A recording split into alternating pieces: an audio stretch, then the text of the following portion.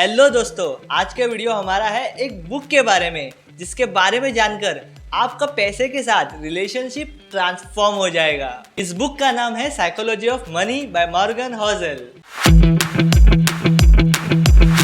Hello, स्वागत है आप सभी का हमारे वेल्थ फार्म यूट्यूब चैनल पे। मेरा नाम है गुंजन, आपका दोस्त और इस वीडियो का होस्ट। तो चलिए आइए इस फाइनेंशियल ज्ञान के बुक में हम डुबकी लगाते हैं और इससे सीखेंगे 10 ऐसे पावरफुल लेसन जिसे जानने के बाद आपका पैसों के बारे में थिंकिंग चेंज हो जाएगा और आप अपने पैसों को पावरफुली मैनेज भी कर पाएंगे।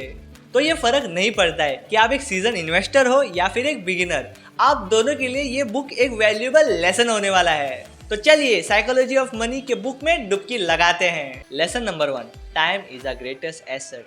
अगर आपको करोड़ों का भी नुकसान हो गया है तो आगे जाके आप करोड़ों भी कमा पाओगे, लेकिन अगर आपका एक सेकंड भी छूट गया है तो उसे पाना ऑलमोस्ट इम्पॉसिबल है। इससे एक बात समझना बहुत ही ज़रूरी है कि टाइम एक बहुत ही लिमिटेड एसेट है और इस बुक में हम यही सीखते हैं कि टाइम कितना इम्पोर्टेंट है वेल्थ बिल्ड करने के लिए।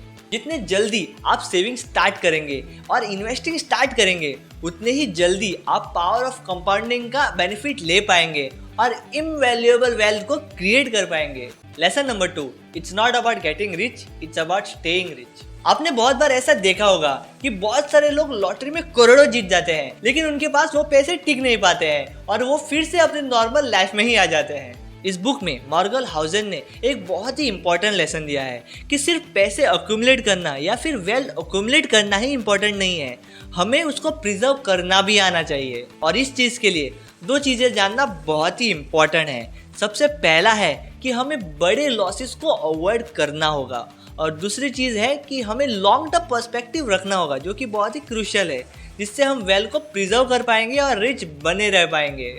Lesson number 3, behaviours matter more than skill.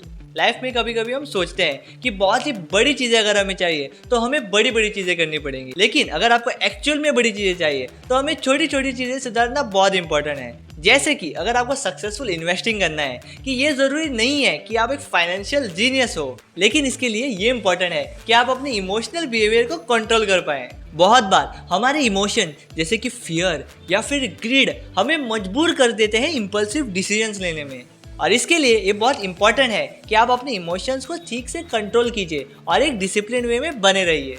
Lesson number 4, be grateful and humble. बहुत बार हम सिर्फ कैमरा में अच्छे दिखने की कोशिश करते हैं, लेकिन रियल लाइफ में दिल से भी अच्छा होना बहुत ही ज़रूरी है। जब हम इस बुक से अंडरस्टैंड कर पाते हैं कि लक कितना इम्पॉर्टेंट है फाइनेंशियल सक्सेस के लिए, तभी हम हम्बल और ग्रेटफुल रह पाते हैं। बहुत बार हमारी खुद की अच्छी किस्मत के बारे में भी जानना हमें फाइनेंशियल डिसीजन लेने में हेल्प करता है और हमें हम्बल और ग्रेटफुल बनाए रखता है।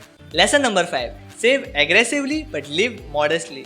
आपने ऐसा देखा होगा कि बहुत लोग जिंदगी भर मेहनत करते हैं, बहुत सारा पैसा कमा भी लेते हैं और उसे सेव भी कर लेते हैं, लेकिन वो लोग उस पैसे को कभी इंजॉय नहीं कर पाते हैं क्योंकि वो हमेशा गरीबी में ही जीते हैं और सोचते हैं कि बाद में इंजॉय कर लेंगे, और उनका पैसा से उनके बच्चे ही इंजॉय कर लेते हैं। और इसलिए ये बहुत इंपॉर्टेंट है कि आप एग्रेसिवली सेव तो कीजिए और ज़रूरत से कम पैसे खर्च कीजिए, लेकिन गरीब मत बनिए। और इस वजह से आपको फाइनेंशियल सिक्योरिटी भी मिल पाएगी और फ्लेक्सिबिलिटी भी मिल पाएगी। याद रखिए, ये इंपॉर्टेंट नहीं है कि आप कितना कमाते हैं, ये इंपॉर्टेंट है कि आप कितना बचा पाते हैं। Lesson number 6, avoid the extremes. याद रखिए, बहुत ज़्यादा रिस्क लेना या रिस्क ही ना लेना बहुत बड़ी बेवकूफ़ी है। इससे बहुत बार ऐसा ही होता है कि हमें अनडिजायरेबल आउटकम्स ही मिलते हैं।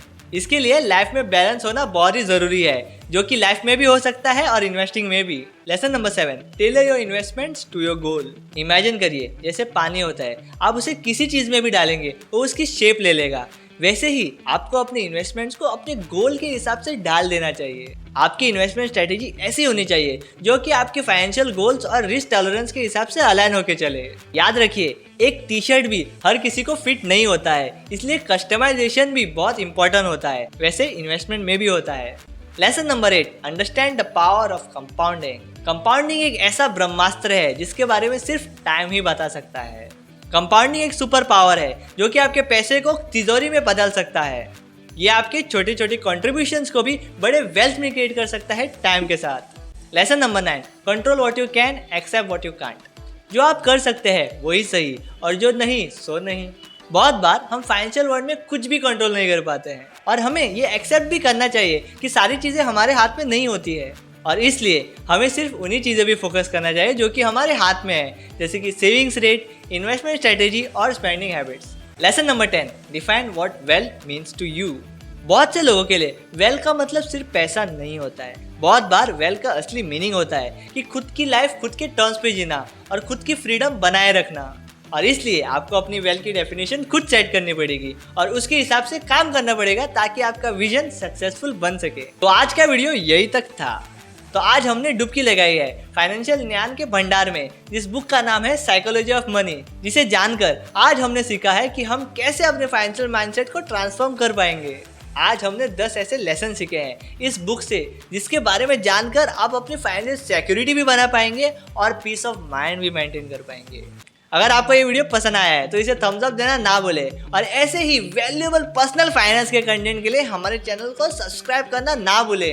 और अगर आप ये भी चाहते हैं कि आपके फ्रेंड्स और फैमिली भी इस बुक के बारे में जाने, द साइकोलॉजी ऑफ मनी, तो इस वीडियो को उनके साथ भी शेयर कीजिए। Thank you so much for watching our today's video. मिलते हैं अगले वीडियो में, तब तक के लिए सीखते रहिए, ग्रो करते रहिए और वेल्थ बनाते रहिए।